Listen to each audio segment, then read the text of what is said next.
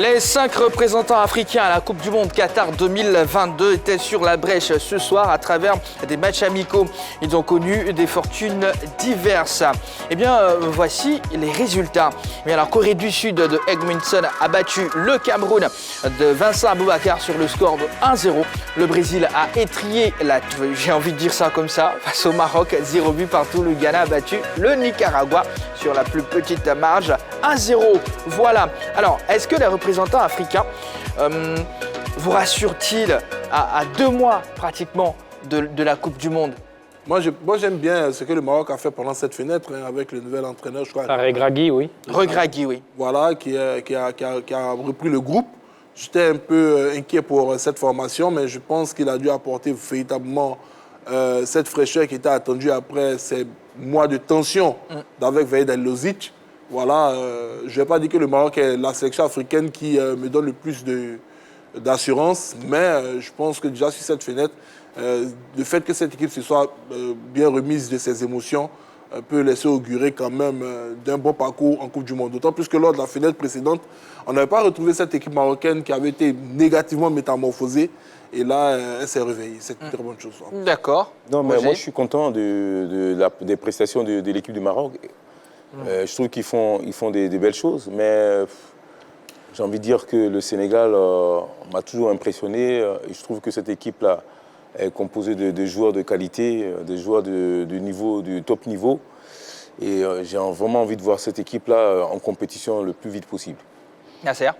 Moi, je vais parler un peu du Cameroun. J'avoue que, bon, pour les autres équipes, ça va. La préparation a été plutôt tranquille, mais le Cameroun inquiète quand même. Le Cameroun inquiète. On a l'impression que Rigobert Song se cherche encore. Et là, face à l'Ouzbékistan et face à la Corée aujourd'hui, ils changent de système de jeu. Ils perdent quand même face à l'Ouzbékistan et ça fait tâche.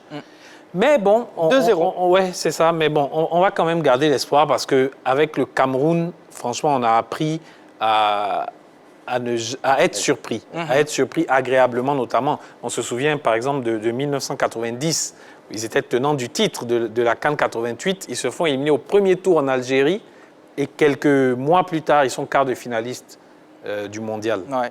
Voilà, donc on espère qu'ils vont nous reproduire un pareil scénario au Qatar.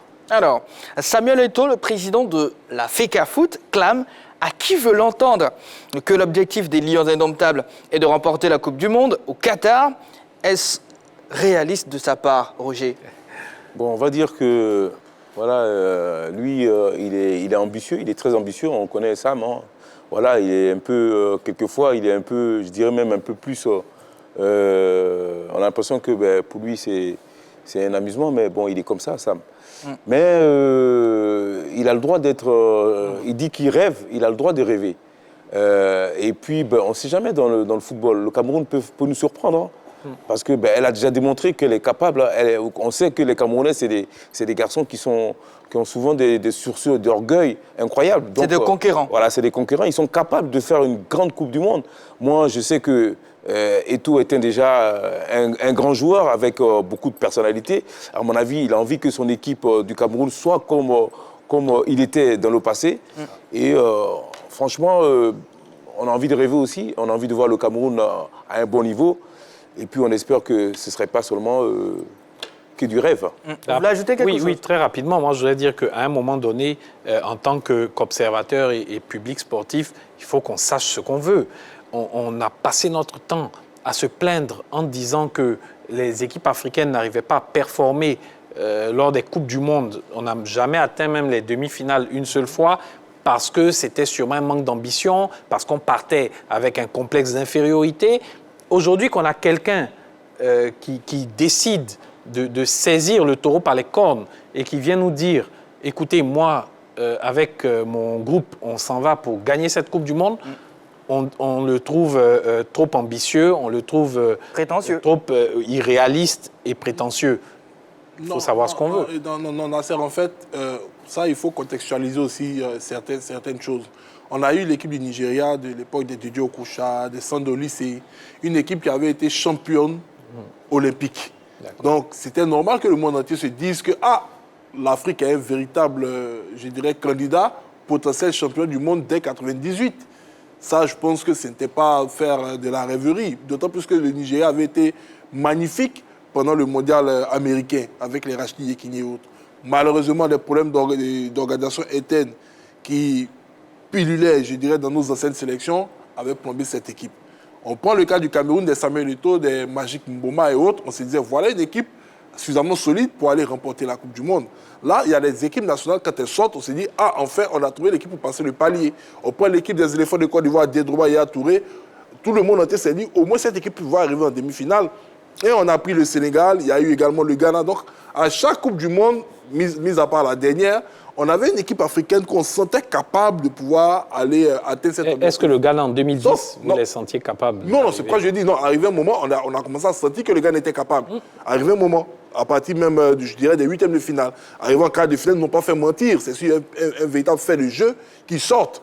Mais quand on regarde cette équipe du Cameroun, cette équipe actuelle du Cameroun, avec les ambitions de Samuel Eto'o, ben, excusez-moi, ben, je vais faire une boutade. C'est comme quand Jonathan Morrison nous avait annoncé le Tchétchène au début, tout le monde en riait. Jusqu'à ce qu'on se rende compte que, ah, effectivement, il avait vraiment des idées derrière la tête et les moyens de réaliser ce qu'il avait annoncé. Ben, on espère que c'est ce qu'on aura à dire dans 3 mois. Voilà. Sauf que quand il a dit au départ, on en riait. C'est pareil avec Samuel Eto'o et son équipe du Cameroun. Quand on regarde les garçons, on se dit, mais par où est-ce qu'ils vont passer pour pouvoir réaliser ce que Samuel Eto'o leur demande de réaliser? Mais lui seul sait sur quoi est-ce qu'il compte.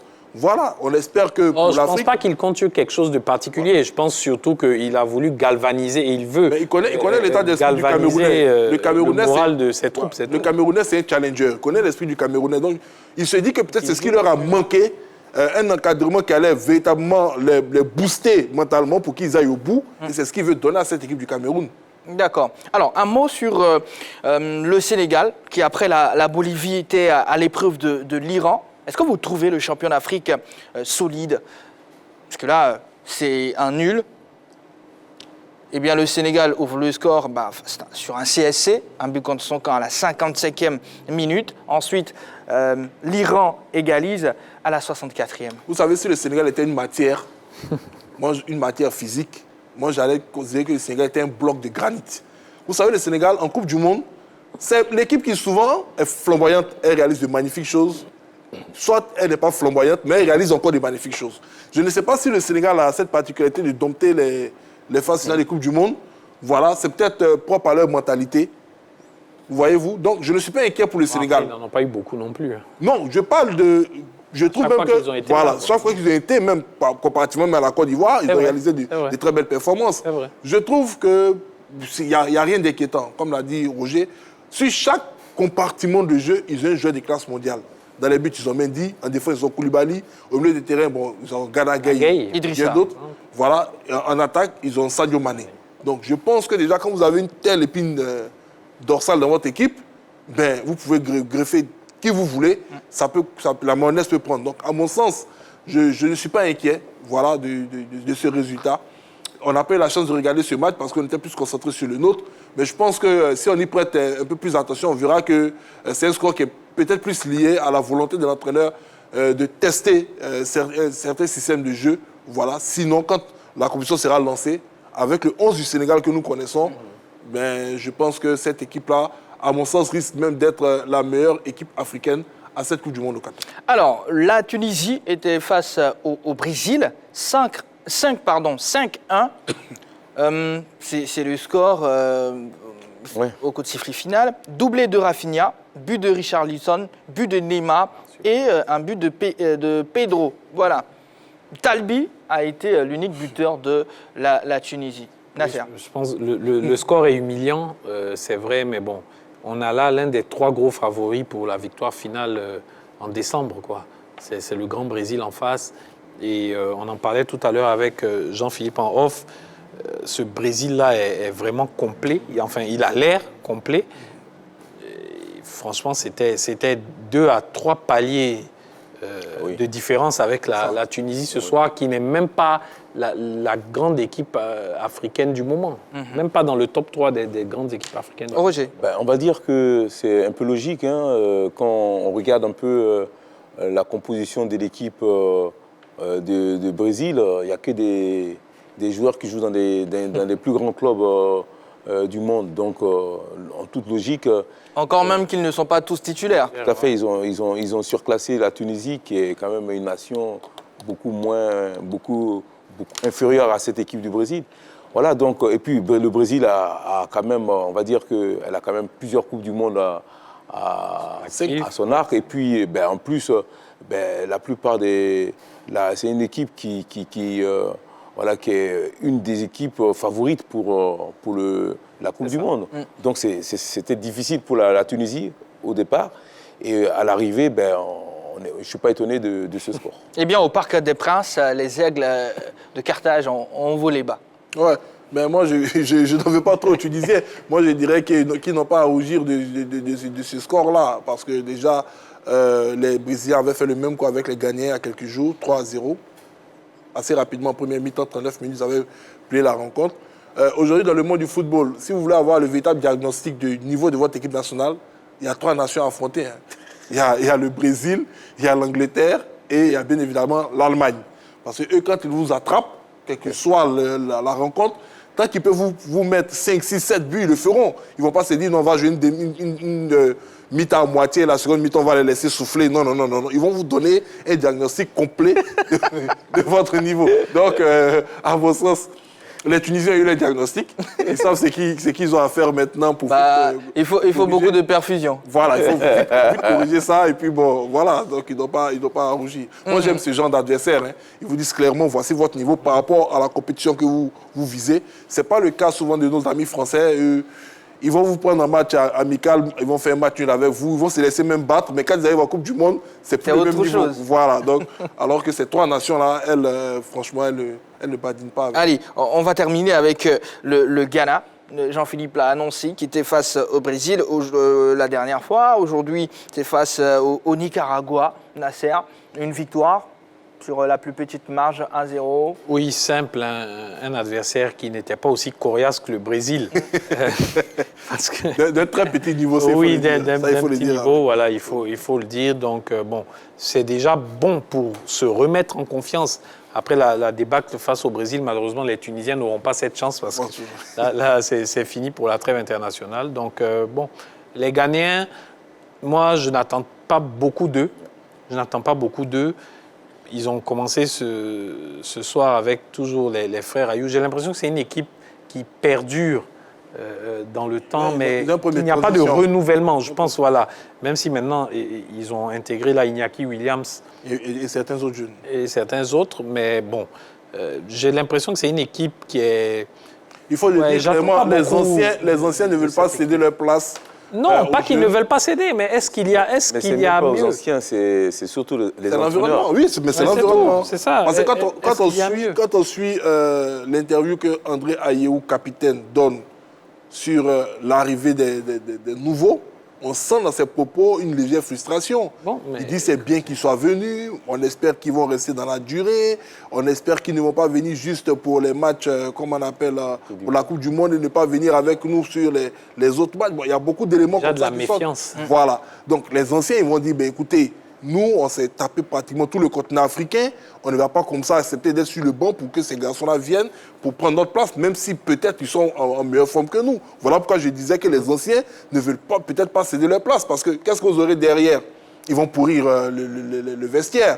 Et puis l'entraîneur aussi, il est sensible à cela. Il a voyagé avec ses garçons. Il s'est qualifié avec ses garçons. Qu'ils aient le niveau peut-être d'être titulaires en Coupe du Monde ou pas, il y a déjà, dans un premier temps, à l'esprit de les récompenser par rapport aux efforts qu'ils ont fournis dans les qualifications. Donc, c'est tout cet environnement-là qui fait que cette équipe-là perdure. Donc, c'est à ces jeunes-là de s'inscrire également dans cette durée, de participer, après cette Coupe du Monde, aux éliminatoires. Comme ça, ils vont pouvoir gagner leur place et les anciens, petit à petit, vont sortir. Bon, on espère qu'ils ne seront pas aussi ridicules qu'à la CAN, quoi, c'est tout. D'accord. Roger, au Mondial ? Non, qu'ils ne seront pas aussi ridicules au Mondial qu'ils l'ont été à la CAN au Cameroun. Parce qu'à la CAN, ils n'ont pas été bons. Non. Ils n'ont pas été bons du tout. On espère vraiment. Moi, je sais qu'ils ont fait venir l'attaquant qui joue en Espagne. Iñaki Williams. Voilà, Williams. Donc ça va certainement... Et sur quelle nation africaine vous mettez une pièce? Le Sénégal. Le Sénégal. Oui. D'accord, c'est bien noté. Allez, Roger, merci beaucoup d'être venu. On se dit à bientôt pour un autre plateau. pas de problème. Voilà, Nasser Idi. J'y vais, toujours un plaisir. Oui, on se capte très C'est la prochainement. famille. Effectivement. Jean-Philippe Auria, merci beaucoup également à vous. Féru de sport, vous faites bien de toujours rester sur la 3 et bien le programme de la Grande Type, vous connaissez du lundi au vendredi de 20h30 à 22h. Merci encore une fois de toujours rester sur la chaîne qui offre toujours 3 fois plus.